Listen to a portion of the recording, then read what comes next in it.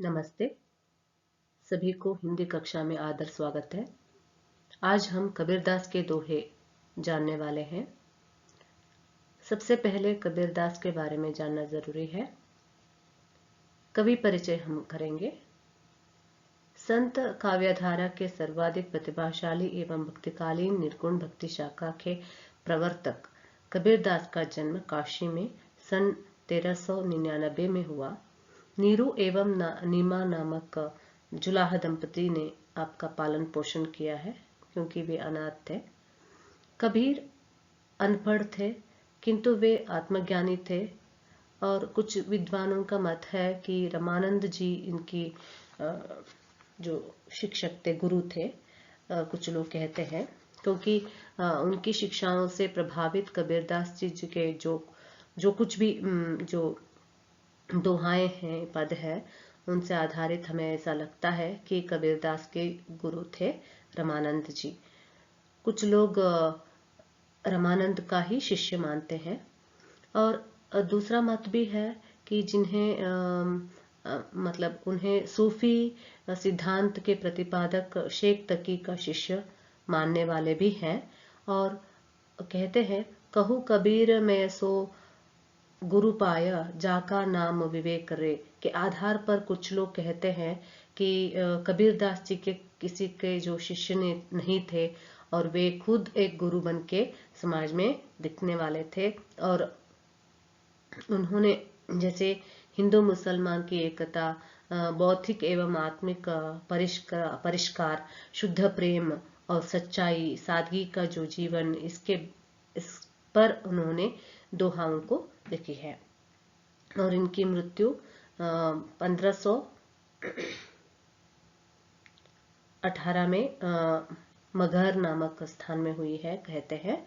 और कबीरदास की रचनाएं हैं 3 भागों में विभक्त किए हैं, साखी, सबद और रामायणी।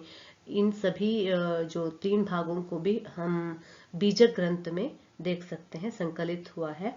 और इनकी जो भाषा है कि प्रायः खिचड़ी भाषा या साधुखड़ी भाषा जो कहते हैं, उससे आधारित ग्रंथ है और जिसमें ब्रज, अवधी, राजस्थानी, अरबी, फारसी आदि के जो शब्द हम पाए जाते हैं। तो ये इनके जो बहु प्रसिद्ध शिष्य थे कि धर्मदास, इन्होंने ही बीजक ग्रंथ को संग्रहित किया है, कहते हैं। और प्रस्तुत दोहों में हम लोग देख लेंगे कि कबीर ने कहा है कि गुरु महिमा के बारे में बताया है, शरीर की नश्वरता के बारे में बताया है, परमात्मा की सर्वव्यापकता के बारे में बताया है, भक्ति भावना एवं नीतिपरक उपदेश आदि गुणों के बारे में भी बताया है। उन पर प्रकाश डाला है, उन गुणों पर प्रकाश डाला है। इन दोहाओं में हम गुरु के बारे में, गुरु की महिमा के बारे में उन्होंने बताया है, देखेंगे। पहले मैं पढ़ूंगी, ध्यान से देखिए।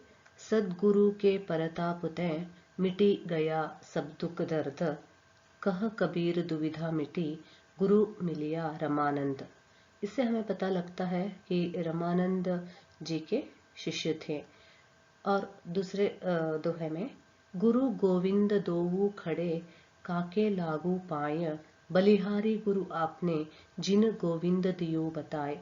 इन दोहे में हमें पता लगता है कि गुरु की महिमा के बारे में बताया है और दोनों दोहा में इसके बारे में बताया है। पहले पद में, प्रथम पद में कबीरदास जी कहते हैं कि सदगुरु की महत्ता के बारे में बताते हैं कि सदगुरु के प्रताप तय, देखिए कहते हैं यहाँ गुरु के महिमा के वर्णन, गुरु की महिमा का वर्णन किया है और कहते हैं कि जब उनके जीवन में रामानंद नामक गुरु आए, रामानंद गुरु मिलिया, रामानंद मतलब जब उनके जीवन में रामानंद नामक गुरु आए तो उस सदगुरु की महिमा से ही कबीर के सारे दुख दर्द, कहते हैं, दुविधा मिटी। दुविधा मतलब सब दुख दर्द, दुविधा मतलब द्वंद्व में थे।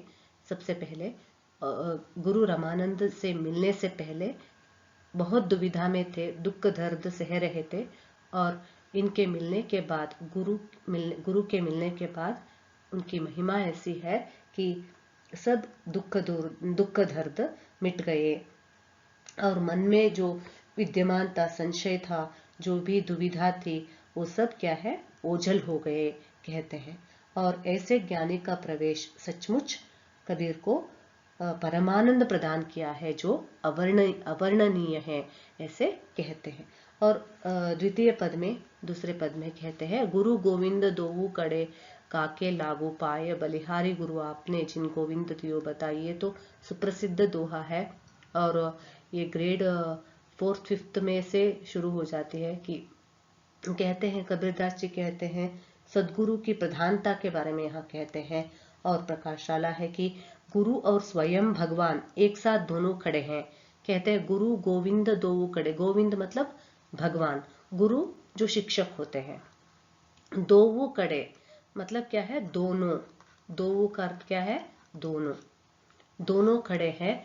तो किसके, काके मतलब किसके लागू पाए, किसके पैर पहले छूना चाहिए, इस तरह उसके दिमाग में ऐसा सवाल उठता है। तो निस्संदेह कबीरदास जी कहते हैं, अपने गुरु के चरण ही पहले स्पर्श कर अपना आदर व नमन प्रस्तुत करेंगे, क्योंकि गुरु के ज्ञान से ही परमात्मा की प्राप्ति का मार्ग ज्ञात हुआ है या पता चल गया है।